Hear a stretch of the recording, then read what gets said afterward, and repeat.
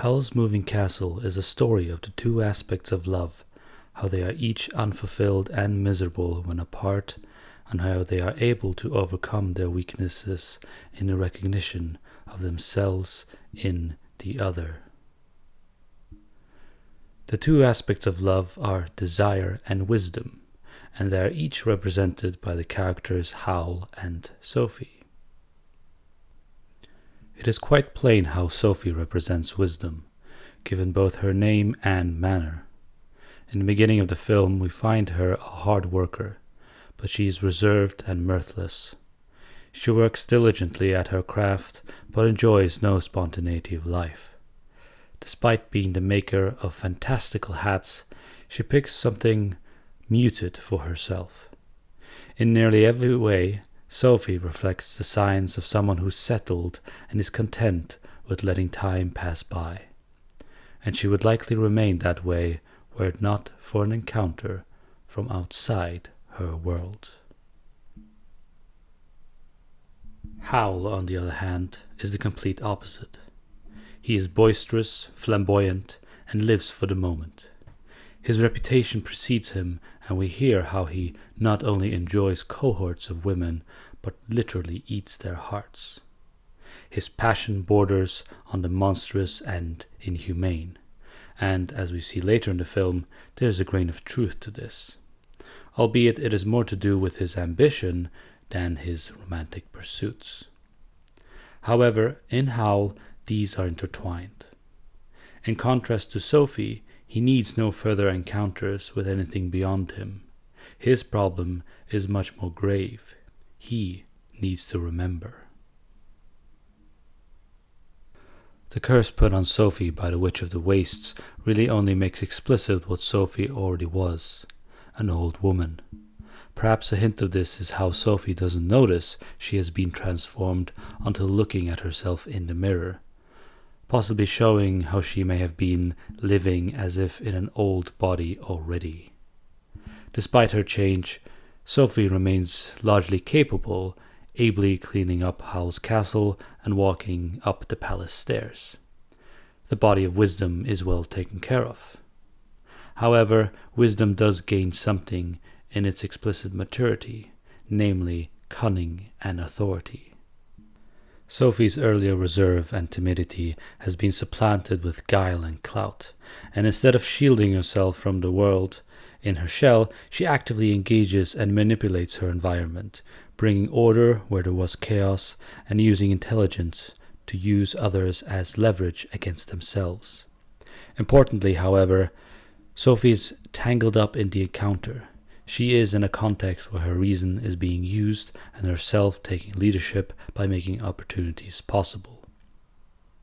In another way, wisdom already cursed itself the moment it encountered desire, yet this curse is also a blessing, for work never before felt so sweet. Howl has no curse put on him directly, but he is cursed from a much younger age. As we learn late in the film, his heart was given up for ambition, and it actually exists as a fiery demon. While desire and passion are regular companions to Howl, he is incapable of love.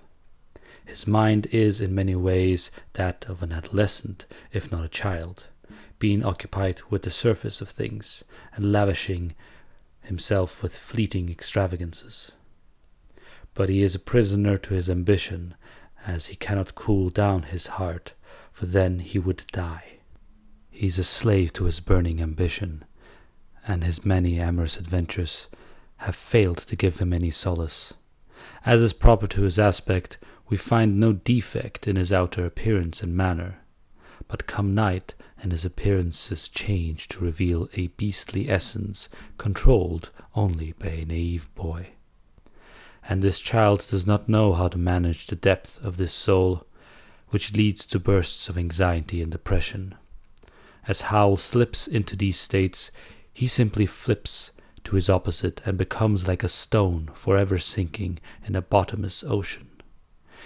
Indeed, a castle is supposed to be a strong point, a fortified haven, but Howl's castle continuously moves around, unable to be still, which reflects his character even further. And yet Howl is unable, incapable even, to do anything else, precisely because he is by himself, and the mystery of Desire's heart cannot be solved by him alone. And so this accursed rhythm continues. We see Desire frustrated and laden with fear, and how Howl's means of supplanting it through pride and ambition inevitably fails as his mind remains arrested. And yet Desire is the prime mover. After all, Howl is the wizard, and his magic is limited only by his imagination. It is his imagination that needs to learn to conquer the fears and unlock the mysteries of his heart. The first step has already been made, which was to externalize his heart. Now he must return to it. As Sophie, or Wisdom, enters into Howl's life, his surroundings begin to be ordered and cared for. Additionally, Howl learns to value commitment to Sophie, since she, in her appearance, cannot establish a threatening posture. Possibly any other woman would pose a threat to Howl's freedom, but Sophie bypasses all that by never entering into the equation, so to speak. A romance between the two is skipped, which gives Howl the chance to get to know Sophie and spend time with her, and thus form a bond of friendship with her. This is further elevated when Sophie goes to the palace on Howl's behalf, and when Howl finds the courage to show up, he is rescued by her at a crucial moment. Howl then consolidates this deepening of their relationship by linking the castle to Sophie's home, and actively protecting it as if it was his own. This act of protection signals how Howl is beginning to take responsibility for others, and, importantly, he is willing to let his inner monster consume him wholly if it means saving those he cares for. And as Howl, or Desire, enters into Sophie's life, she begins to take a more active, cunning, and authoritative stance towards things, but also becomes infected by Howl's charm and becomes likewise willing to take risks and do more acts of spontaneity. Importantly, she gives her heart to someone else and in turn receives another's heart.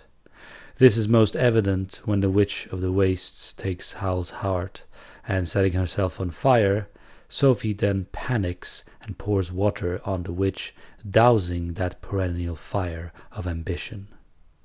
In a manner of speaking, wisdom alone is able to bring desire to rest, but also to reanimate it anew. And anew here we should understand in a new transformative way. Just as Howl dies when his ambition is doused, he is reborn in a more developed person when it is reignited through wisdom, as we shall see later in the film. Howl's desire and ambition cease to be one-sided and become multidimensional. But this death and resurrection is also reflected in Sophie herself, albeit in the extremes of youth and age. For with Howl, especially in moments of crisis that require quick action, Sophie momentarily becomes young again, as if wisdom had the power to turn back time. Notably, her hair remains silvery white, so it is not an abstract turning back of the clock, but an extension of temporality in the mind's power to return to things past. This culminates in the sudden tranquility that follows the panicked scene, where Sophie falls down a chasm and enters into an unknown doorway and witnesses the moment young Howl catches a falling star. The symbolism here is rich. Falling stars can signify angels falling from heaven, powerful beings but who have committed a great crime. And Howl's ambition drives him to welcome one such into his heart. But at that moment, his encounter is double. For as the demon wakes up in his hands, he hears Sophie calling for him and asking him to find her in the future.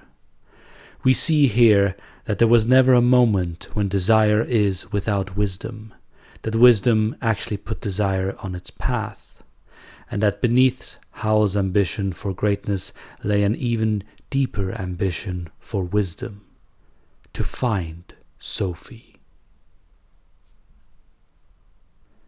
As Sophie returns to the present, she retains her youthful form, but her experience is also kept, as signified by her silver hair. She finds Howl in his monstrous form. There is no hesitation on her part, and she rushes to embrace him, kisses him, and asks him to take her to Calcifer. Silently, Howl obeys, and with his last strength gets her to Calcifer. Sophie trades Howl's heart by showing the Witch of the Wastes compassion. Sophie is here at once generous and cunning, for she gets what she desires by giving others what they desire. At last Sophie returns Howl's heart to him, just as wisdom restores desire through the remembrance of their unity. Howl wakes to feel the weight of his heart, but finds Sophie mesmerizingly beautiful, while Sophie leaps into his embrace in utter, joyful abandon. They have each found themselves through the other, and through the other found their freedom. Howl's Moving Castle is a story of how desire and wisdom come together to form true love, through both work and play, diligence and spontaneity, care and risk, order and chaos. As a story, these elements are separated and distilled into extremes, portrayed as characters. But in reality, there lives a bit of Howl and Sophie in each of us, prideful desire and reserved wisdom. The question becomes how well we are able to let these go into their extremes in our lives. For a higher unity comes only once the threshold of difference has been intensified.